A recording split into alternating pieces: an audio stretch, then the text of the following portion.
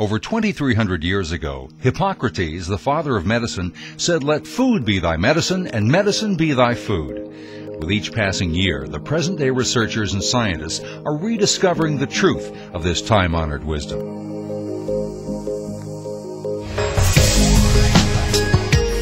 Welcome to the Whole Food Pharmacy, where eating healthy just got easier.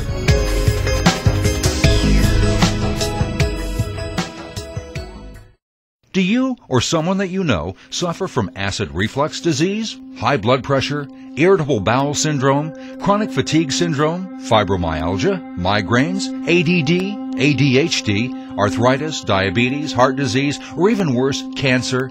If we could go back in time to 1965 and ask that same question, do you think we'd get the same answer? The fact is that some of those diseases didn't even exist 40 years ago. What's more surprising is this. In that same span of time, since 1965, we've also seen enormous advances in medical technology. We have more doctors, we have more hospitals, and we have more pharmaceutical drugs. And what do we have to show for it? The sickliest generation in American history. These are all the medications that I have to take daily. This drug here is Lipitor. This keeps my cholesterol down, and this is about $140. This is my Fosamax. It's $142 a month for 4 pills. Was getting so it was more than my Social Security, so I was debating whether or not to eliminate some of them. Common sense says this is normal. Common sense says disease is just something that happens to you and that you just have to deal with it. Well, judging from the ever-increasing disease rates, we can see that common sense is indeed quite common. Uncommon sense, on the other hand, is rooted in the intellect. It has the ability to see the bigger picture and to recognize the truth. The processed food industry spends $33 billion per year to convince us and our children that it's normal to eat sugar-laden foods, junk foods, fast foods, and processed foods which typically contain high fructose corn syrup, hydrogenated oils, and trans fats. $33 billion is a lot of money, and advertising works. The processed food and fat food industries are serving it up. Americans are gulping it down, and widespread obesity and chronic disease is the result. From there, the masses are driven into the waiting hands of the highly profitable pharmaceutical industry. We have first and second grade children who are already showing signs of high blood pressure and high cholesterol. Even at that young age, they're being groomed to become lifelong customers of the drug companies. The problem is that most of the foods that are marketed to children are unhealthy foods, and the children are exposed to so many messages about junk food that the cultural norm around food has changed so that children think that they should be getting candy and cookies and chips and soda and these other junky foods all the time. Our children eat so badly nowadays that a quarter of elementary school-age children already have high blood pressure, high cholesterol, or some other risk factor for heart disease. These are little kids, and they already are on their way to a heart attack. There are thousands of pills that alleviate our symptoms, while the simple underlying causes are ignored.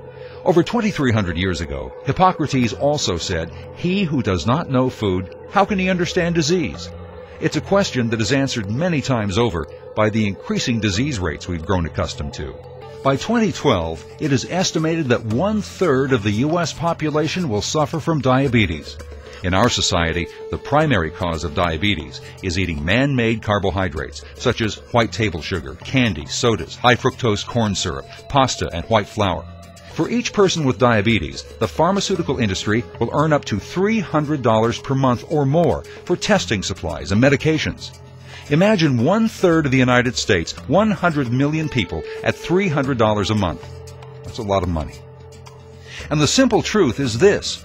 The number one culprit in this fiasco is the American diet.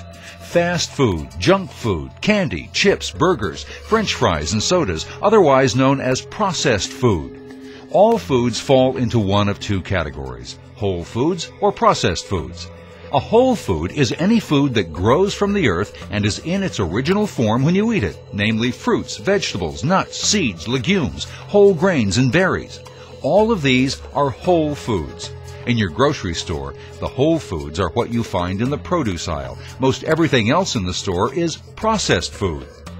Over the past century, nutrition experts have gained a fuller appreciation of the need for a whole food diet.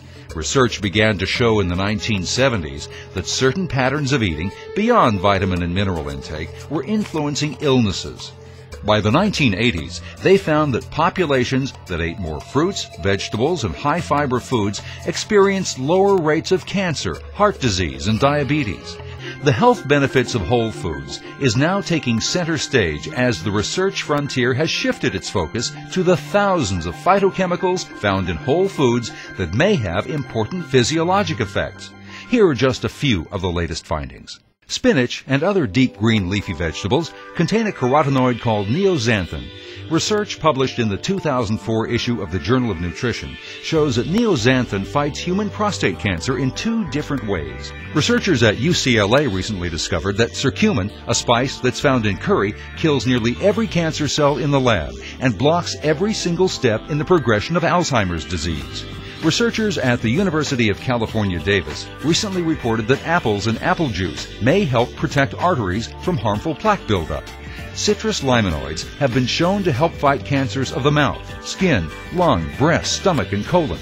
Researchers at Loma Linda University have found that by drinking 5 glasses of plain water per day, healthy people without any history of heart disease, stroke, or diabetes reduced their risk of dying from a heart attack by 50% or more.